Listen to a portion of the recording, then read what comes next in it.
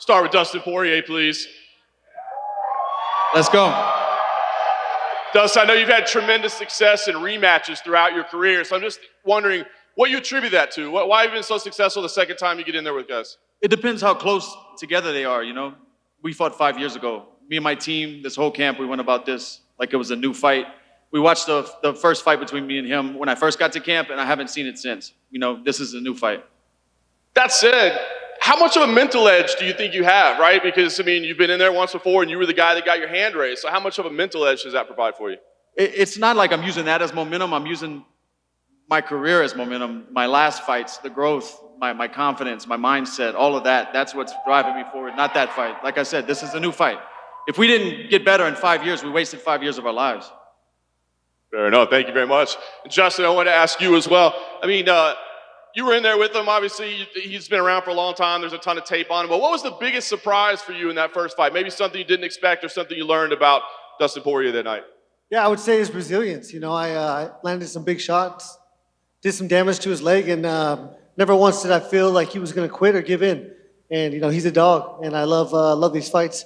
I've been wrestling my whole life. I've lost a few times, and every time I got back in there and tried my hardest, just like I do. So I'm a competitor. I love competition, and I'm here to fight. And just last thing for me, Justin, as well, you know, a lot of people point to you being as a more technical fighter at this point, but I guess from your point of view, what is the biggest difference about you 5 years ago versus what you'll bring on Saturday night? Yeah, I would say age. You know, I grew up, a lot of he was my third fight in the UFC. You know, a fight is a fight, but, you know, being in that arena, look at all these people here right now. Like, this is crazy. This is awesome.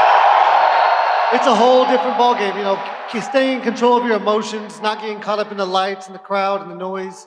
All of that, you know, doesn't need to be a factor when I get in there. And I used to try to thrive off of that, but, you know, I really try to keep calm, stay focused, and, you know, ultimately it's being patient. I cause damage every time I hit somebody, so I got to wait for that right shot.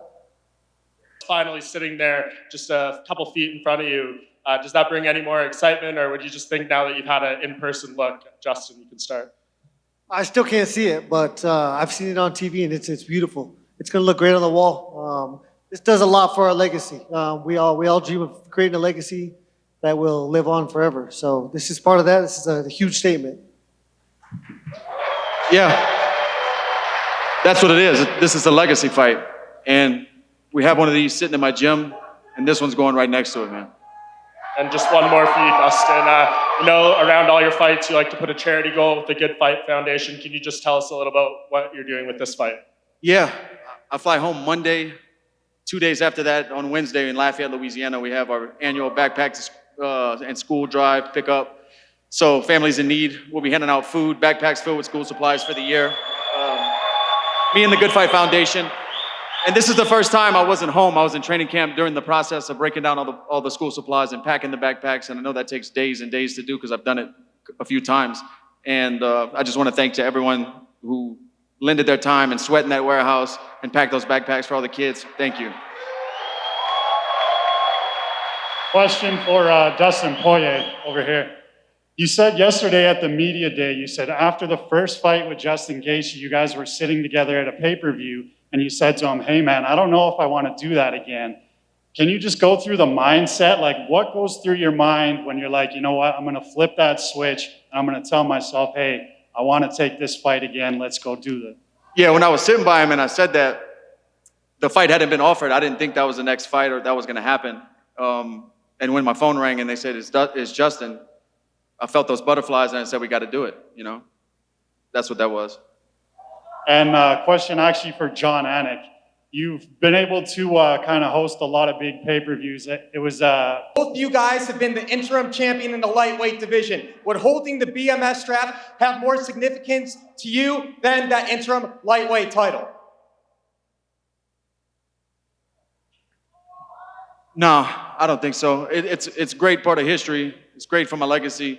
It's cool to even have your name in the hat to be considered to fight for something like this. Not any man can wear this belt, but the undisputed title is the ultimate prize.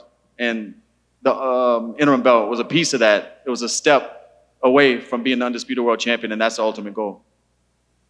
Same thing. This is awesome, but, you know, other than legacy, it doesn't do nothing as near as much as a world championship belt. I think this catapults either one of us, the winner of this fight, into that fight, and that's all that means right there. Question for Wonder Boy. I have to